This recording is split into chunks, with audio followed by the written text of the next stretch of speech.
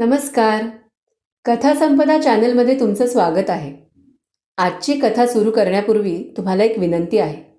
आपण जर आमच्या चॅनलला अजून सबस्क्राईब केलं नसाल तर लवकरात लवकर सबस्क्राईब करा आणि बेल आयकन प्रेस करा, म्हणजे आमच्या पुढे येणाऱ्या कथा लगेच तुमच्यापर्यंत पोचतील. धन्यवाद. दुपार झाली. दिवस डोक्यावर उभा राहिला. सर्व सावल्या पायात गोळा झाल्या. रूपानं जेवणाची पाटी भरली नि तंग कास घालून ती मळ्याकडे निघाली. मथी रूपाच्या टेहळणीवरच होती. रूपा जेवण घेऊन मळ्यात निघालेली पाहताच तिनं जळणासाठी पाटी घेऊन रूपाचा पाठलाग सुरू केला. चिमणी मारायला बहिरी ससाण्यानं सूर मारावा तशी ती धावू लागली. कार्तिक महिना आता संपत आला होता. सारं शिवार गजबजरलं होतं. हिरवीगार शेतं डोलत होती. उसांचे फड करकरत होते. सर्वत्र निशब्दता नांदत होती. अनेक रानवेली फुलल्या होत्या. त्यांच्या सुंदर फुलांवर निरनिराळ्या जातीचे भुंगे गुंगत होते. रूपा पाय उचलत होती आणि मथी रूपाला जवळ करत होती. "आव बाईसाहेब." शेवटी मथीनं रूपाला हाक मारली नि रूपानं आपली चाल मंद केली. म्हणाली, "का? लई भीती वाटतीय वाटतं." "मला बाई सोबत असली म्हणजे बरं वाटतं." मथी भेदरल्यासारखा चेहरा करून म्हणाली, "तुझं बरं हाय. सारच दणकेबाज. तुला भीती कसली ती वाटतच नाही." "का? वाघ बसल्या ती वाटतं?" रूपानं विचारलं. "वाघ बरा, पण हे 2 पायाचं वाघ नक ग बाई." मथी म्हणाली, "बाकी तुझं बी खरं हाय. तुला अजून चटका बसलेला नाही. पण सांभाळ हं." "काय सांभाळू अचानक एखादा वाघ उठल आणि वरवाडील." मथी म्हणाली, "मी खरं सांगतीये." "काय?" रूपानं प्रश्न केला. "एखादा वाघ दबा धरून बसल नि काळीच घेऊन पळल." "हे वाघ कसलं असत्यात?" रूपानं विचारलं. "ते वय, ते माणसावाणीच असत्यात." मथीनं उत्तर दिलं. "ह्यो माणसासारखा वाघ तुम्हासनी कवा भेटला होता का?" रूपानं विचारलं. मथी म्हणाली, "मला 1-2 वाघानं घातली नाही तर चांगलं 30-40 वाघांनी माझा काटा काढलाय. म्हणून तर मी एकटी दुकटी कुठं जात नाही." "काय केलं त्या वाघांनी?" रूपानं प्रश्न केला. मथीला तेच हवं होतं. ती गंभीर होऊन म्हणाली, "आधी मळ्यात जाऊन वडिलासनी भाकरी दे आणि पलीकडं ओढ्यात ये. तवर मी 4 काटकं गोळा करते आणि मग निवांतपणी बोलत बसू." रूपा मळ्यात गेली आणि मथी ओढ्यात उतरली नि बळे नांग्या गोळा करू लागली. परंतु ती रूपाचीच वाट बघत होती.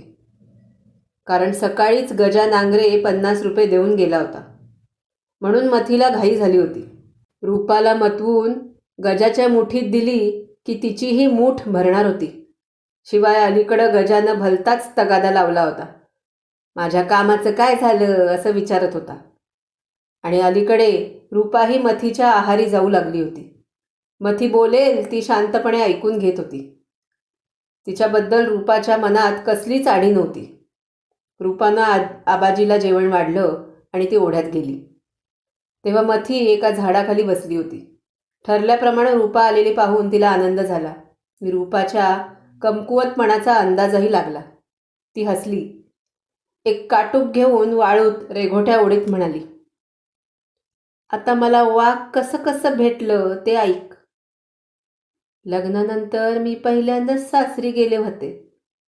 तिथं माझी सासू भलतीच तापट, हेकट स्वभावाची होती.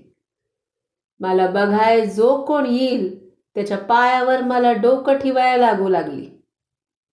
मला बाई कंटाळा आला त्या पायधरणीचा. पण त्याच दिवशी सासूबाईंनी कडक दम भरला. ती म्हणाली, हे शिरगाव नवं, इथं शिस्तीत नांदायचं. मला वावग खपत नसतं हे इसरू नक. मग मला कंटाळा आला. सासूरवास कसा असतो ते कळून आलं. मी मागचा पुढचा विचार केला नाही. एका भल्या पहाटे उठून माहेरची वाट धरली. मला दिवस उगवला खुसगावच्या खिंडीत आणि घात झाला. चांगलं 10-12 फरारी एका झाडाखाली बसलं होतं आणि मी वाघाच्या घरी आयती शेळी पाहुणी गेले. त्या 12 चोरांनी मला त्या डोंगरात चांगला 12 दिवस डांबून टाकलं. मला रोज एकाची बायको व्हावं लागलं. मेल्यानी माझं हाल हाल केलं. आबरू परी आबरू गेली. मग मी बी निरडावले.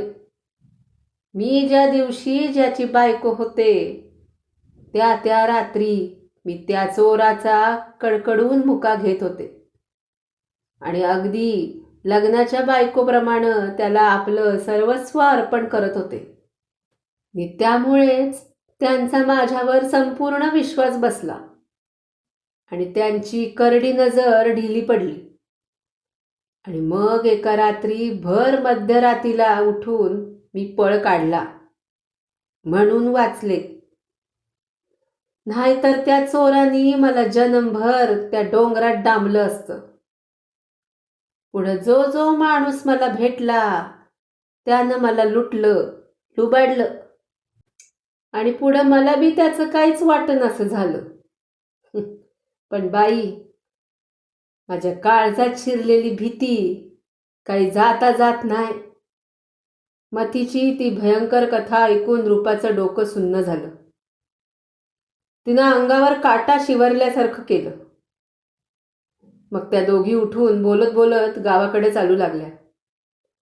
यावेळी रूपा मथीचाच विचार करत होती आणि मनात म्हणत होती, जर या मथीच्या जागी मी असते तर मी काय केलं असतं? मलाही मथीप्रमाणेच जगावं लागलं असतं. गरीब बिचारी. दिवस मावळतीला कलंडला.